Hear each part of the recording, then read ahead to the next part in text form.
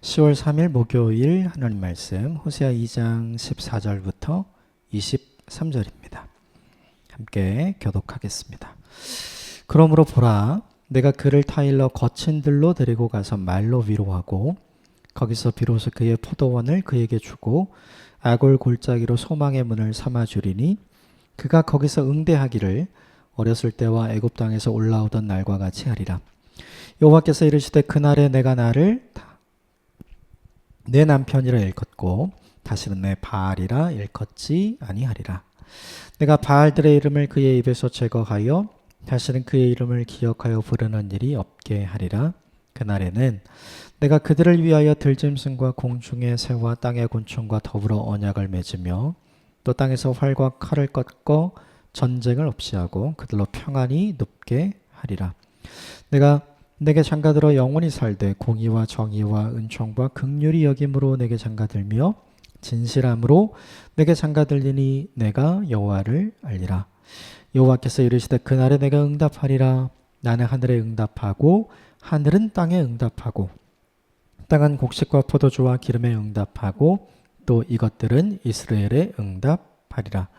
내가 나를 위하여 그를 이 땅에 심고 긍휼히 여김을 받지 못하였던 자를 긍휼히 여기며 내 백성이 아니었던 자에게 향하여 이르기를 너는 내 백성이라 하리니 그들은 이르기를 주는 내 하나님이시라 하리라 하시니라. 아멘. 이것은 하나님의 말씀입니다. 어제 본문을 보면 하나님께서 호세아의 가족을 보면 이제 고멜을 회복하기 위해 하나님과 이스라엘로 보자면 이스라엘을 회복하기 위해 하나님이 스스로 공급자 되던 것을 딱 멈추죠. 그래서 모든 것이 다 사라지게 만들잖아요. 그때야 고멜이 어떻게 깨닫냐면 내 진짜 남편은 호세아구나. 내 공급자는 호세아구나. 이걸 깨닫게 되고 그리고 이스라엘이 뭘 깨닫게 되냐면 나의 진짜 공급자는 바알과 아세라가 아니라 하나님이구나. 이것을 깨닫게 되죠. 그것을 깨닫게 되면 내가 이제 다시 본래대로 돌아가야 되겠다. 이걸 다짐하고 결심하고 그때가 훨씬 더 좋았구나. 이걸 깨닫게 되니까 이제 돌아오고자 하는. 그래서 회복의 기틀이 마련되는 거죠. 이게 어제 본문이었죠. 그렇게 되었을 때 하나님께서 이스라엘 백성에게 현실적으로는 호세아가 고멜에게 어떻게 하는지에 대한 이야기가 오늘 본문의 초반절에 나오고요. 그것들을 통해서 하나님께서 주시고자 하는 세 가지의 큰 메시지가 있어요. 그것이 무엇인지를 알려주고 그리고 어제는 다 도로 빼앗았잖아요. 도로 가져가시고 빼앗으시고 그런데 오늘 본문 제일 마지막에는 그 모든 것을 다 이제 응답하신다고 하면서 다 다시 돌려주는 내용이 등장합니다. 오늘 몇 가지 부분만 좀 살펴보고요. 우리에게 좀 적용해 보도록 하겠습니다. 먼저 14절, 15절, 16절까지 같이 읽읍시다. 시작. 그러므로 보라, 내가 그를 타일러 거친 들로 데리고 가서 말로 위로하고 거기서 비로소 그의 포도원을 그에게 주고 아골 골짜기로 소망의 문을 삼아 주리니 그가 거기서 응대하기를 어렸을 때와 애굽 땅에서 올라오던 날과 같이 하리라. 여호와께서 이르시되 그날에 내가 나를 내 남편이라 일컫고 다시는 내 바알이라 일컫지 아니하리라. 그러므로 보라, 내가 그를 타일러서 거친 들로 데리고 가요. 거친 들로 데리고 가면 뭐 해야 돼요? 징계해야죠. 그게 정상이잖아요. 쉽게 말하면 일로 와.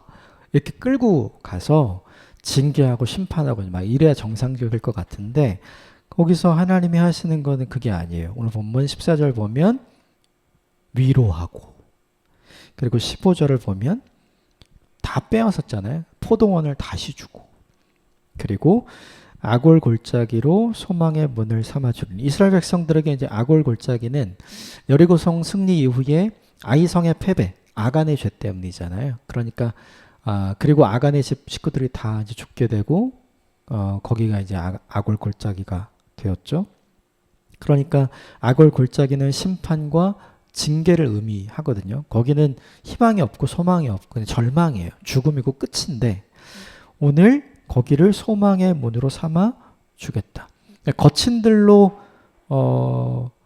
같이 왔던 고멜의 입장이나 이제 이스라엘의 입장에서 보면 전혀 생각하지 못했던 막 욕을 먹을 것 같은데 오늘 본문의 위로의 말, 막 거친 말을 들을 것 같은데 오늘 격려하는 말을 한다는 거죠. 그리고 그나마 있는 거 다 털어서 다 뺏어갈 것 같은데 새로운 포도원을 준비해서 주고, 그리고 아골골짜기 이제 죽었구나, 끝났구나, 이제 심판이구나 이렇게 생각했는데 거기에 새로운 소망의 문을 삼아 주신다 이렇게 이야기를 하죠. 그러니까 하나님이 가지고 어제 본문에 모든 것을 도로 가져가셨던, 즉 쉽게 말하면 공급자 되기를 스스로 중단하셨던 그 이유는 징계하고 심판하고 고난받고 고통을 주기 위해서 한 게 아니라는 걸 이 본문이 우리에게 보여주는 거죠. 그러므로 이 본문이 우리에게 보여주는 아주 중요한 메시지가 있어요. 그건 뭐냐 하면 고멜의 죄보다, 고멜의 음란함이나 고멜의 음행보다 고멜을 향한 호세아의 사랑이 훨씬 더 크다. 좀 더 확대하면 북이스라엘 사람들의 우상 숭배와 죄보다 그들을 향한 하나님의 사랑이 훨씬 더 크다. 그래서 하나님 뭘 준비하시냐면 심판과 징계가 아니라 회복을 준비하고 계시고 새로운 관계 설정을 준비하고 계신다라는 걸 이 본문이 우리에게 보여주는 거죠. 그러므로 어제도 잠깐 나누었던 것처럼 하나님이 공급자가 되어주시는 걸 멈추는 게, 즉 고멜의 입장에서 이스라엘 백성의 입장에서 다 빼앗기고 아무것도 없게 되는 거, 그게 나쁜 게 아닌 거죠. 그걸 통해서 돌아왔을 때 하나님께서 위로의 말, 격려의 말을 해주시고 전에 보지 못했던 새로운 포도원을 갖게 되고, 그리고 심판과 죽음을 의미하는 아골 골짜기에 새롭게 시작하는 새로운 희망과 소망의 문이 열리게 된 거니까 이 본문이 보여주는 게 뭐냐 하면 고멜의 죄보다 호세아의 사랑이 크고 이스라엘의 죄보다 하나님의 사랑이 크다. 하나님의 사랑이 이긴다. 이걸 보여주고 싶은 거죠. 그래서 16절에 이렇게 되어 있어요. 그날에 이렇게 됩니다. 네가 나를 내 남편이라 다시 일컬을 거야. 너는 다시는 내 바알이라 일컫지 않을 거야. 이 바알이란 뜻이 주인이란 뜻이거든요. 그러니까 이스라엘 사람들이 자기들의 공급자라고 생각했던 바알과 아세라를 어떻게 생각을 했냐면 내 남편, 아주 친밀한 관계가 아니라 내 주인, 복종해야 되고 순종해야 되고 처분을 받아야 되는 이런 군신의 관계로 생각을 했던 거죠. 그런데 하나님은 이스라엘 백성을 향해서 그런 관계 설정을 하신 게 아니에요. 나는 너를 사랑하는 너의 남편이다. 나는 너의 공급자가 되는 너의 남편이다. 이 군신관계랑 다른 관계를 설정하는 거죠. 나를 더 이상 그렇게 부르지 말아라 라고 이야기하는 거죠. 이 하나님의 사랑은 철저하게 어떤 사랑인가? 철저하게 용서하고 철저하게 품어주고 그리고 한계가 없는 사랑이죠. 우린 이걸 이해할 수가 없어요. 그냥 우린 이렇게 안 하거든요. 이렇게 하면 사람들이 뭐라고 이야기하냐면 너 미쳤냐 그래요. 쉽게 말하면 미쳐야 이렇게 할 수 있는 거지. 근데 생각을 해보면 이렇게 하시는 하나님을 향해 우리가 그렇게 말할 수 있어요? 하나님은 미쳤어. 이렇게요? 그게 아니죠. 하나님의 사랑은 우리가 할 수 있는 사랑의 수준과 범위를 뛰어넘으시는 거예요. 이게 우리가 받고 있는 사랑, 이스라엘 백성이 받은 사랑, 그리고 고멜이 받은 사랑인 거죠. 한계가 없는, 끝이 없는 그 사랑. 그 사랑을 베풀어 주시는 하나님께서 유일하게 듣고 싶은 말이 딱 하나 있는 거예요. 오늘 보면 16절에 네가 나를 다시 내 남편이다. 이때가 제일 마지막에도 비슷한 말이 나와요. 내가 당신의 아내이고 내가 당신의 신부입니다. 당신이 내 남편입니다. 당신이 내 공급자입니다. 이 이야기를 듣고 싶은 거죠. 쉽게 말하면 하나님께서 이스라엘 백성들에게 원하시는 거, 그게 뭐냐 하면 인정받고 싶은 거예요. 하나님이 나의 하나님입니다. 하나님이 나의 주님입니다. 라는 이 고백, 이 한마디를 하나님이 듣고 싶으신 거죠. 왜인가? 하나님께서 그들의 하나님이 되어주셨기 때문에. 하나님께는 이렇게 패역한 사람도 너는 내 자녀이고 너는 내 아들이다. 넌 내 사랑하는 아내다. 이렇게 포기하지 않고 불러주시잖아요. 그 하나님이 듣고 싶은 말은 뭐냐면 나도 하나님을 그렇게 사랑합니다. 나도 하나님을 그렇게 인정합니다. 이거 한 가지 듣기를 원하시는 거죠. 그래서 오늘 보면 제일 마지막에 먼저 보면 23절 말씀 같이 읽어볼까요? 23절 시작. 내가 나를 위하여 그를 이 땅에 심고 긍휼히 여김을 받지 못하였던 자를 긍휼히 여기며 내 백성이 아니었던 자에게 향하여 이르기를 너는 내 백성이라 하리니 그들은 이르기를 주는 내 하나님이시라 하리라 하시니라. 이스라엘 흩어지는 거죠. 그들을 이 땅에 심고 다 모으고 그리고 로루하마 긍휼히 여김을 받지 못했던 사람들이 다시 긍휼히 여기는 내 백성이 된 거죠. 로하마로 되고 그리고 너는 내 자녀가 아니야. 내 아들이 아니야. 로암미였던 사람들이 너희는 이제는 내 자녀야. 하나님 이렇게 만들어 주셨잖아요.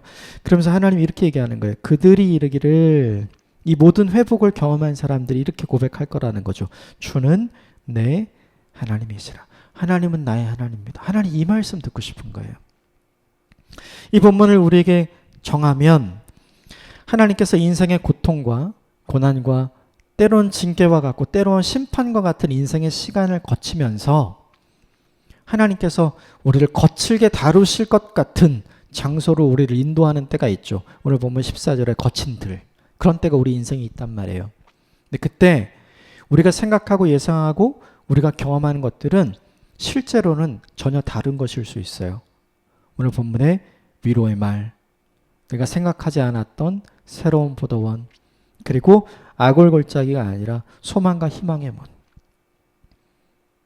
그래서 그 장소에서 우리가 알게 되고 확인하게 되는 게 뭐냐면 주님이 진짜 나의 하나님이시군요. 이걸 확인하게 되는 거죠. 이 과정은 누구에게나 필요한 것 같아요.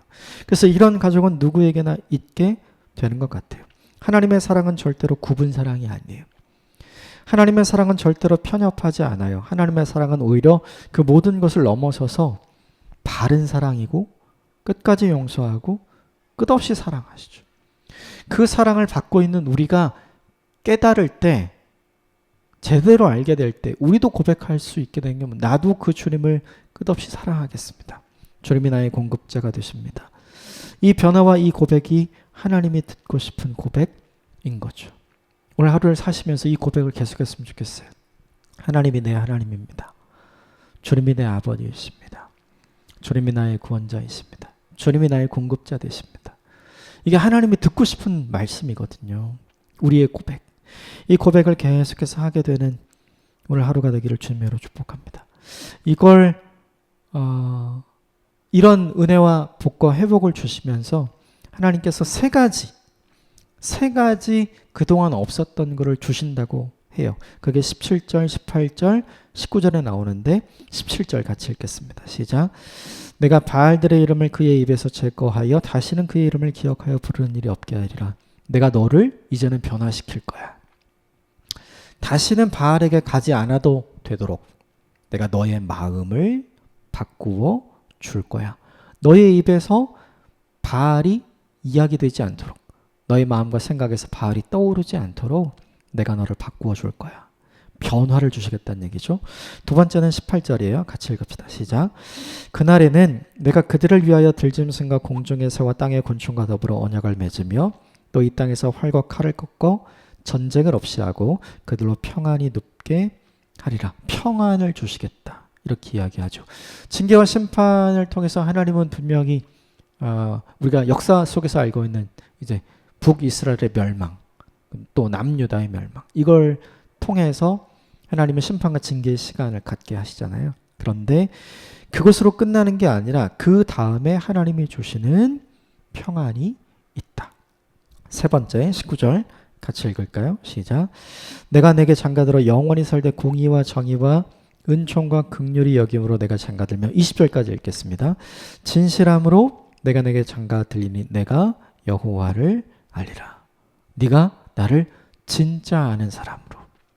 네. 너가 나의 신부가 되고 내가 너의 남편이 되는 지위를 회복하게 할 것이다.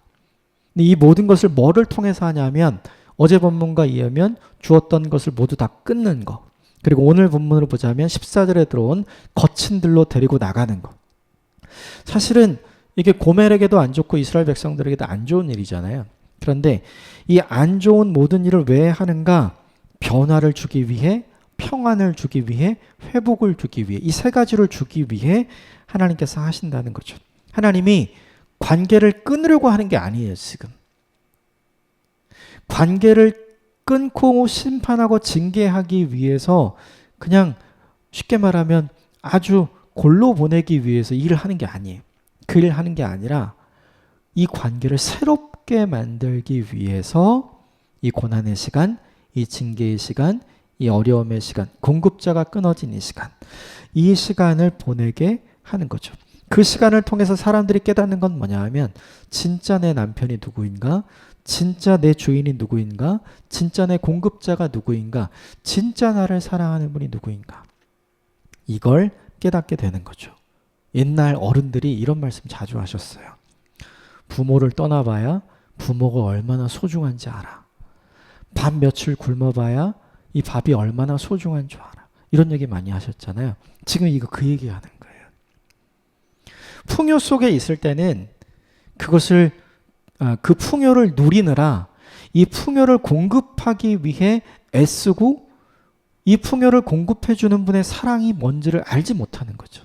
근데 그 풍요가 다 사라졌을 때 고난 가운데 있고 고통 가운데 있고 어려움 가운데 있고 근심 가운데 염려 가운데 걱정 가운데 있을 때 비로소 깨닫게 되는 거예요.